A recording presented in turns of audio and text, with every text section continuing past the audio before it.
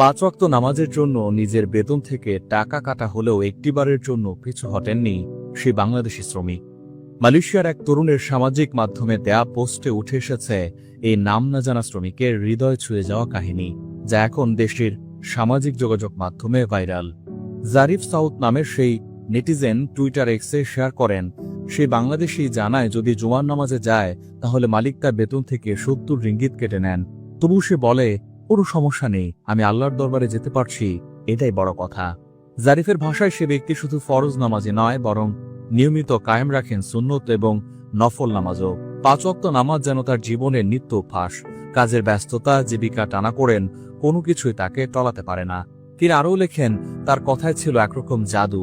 বললেন, এই দুনিয়া আমি সাধারণ একজন, কিন্তু আখেরাতে ইনশাআল্লাহ আমার মর্যাদা আলাদা হবে। এমন আত্মবিশ্বাস, এমন ঈমান শক্তি আমাদের মনে নাড়া দেয়।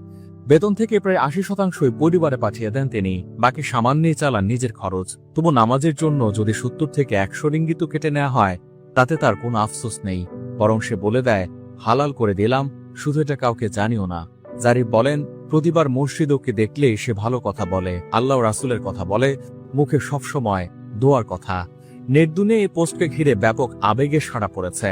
অনেকেই তাকে আখ্যা দিয়েছেন বাংলাদেশ গ্রিন ফ্ল্যাগ, এই সবুজ পতাকার মতো পবিত্র অটল বিশ্বাসের প্রতীক।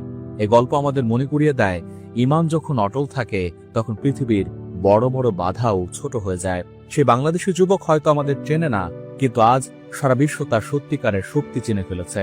নামাজের শক্তি, আত্মত্যাগের শক্তি এবং সবচেয়ে বড়, একজন প্রকৃত মানুষের শক্তি।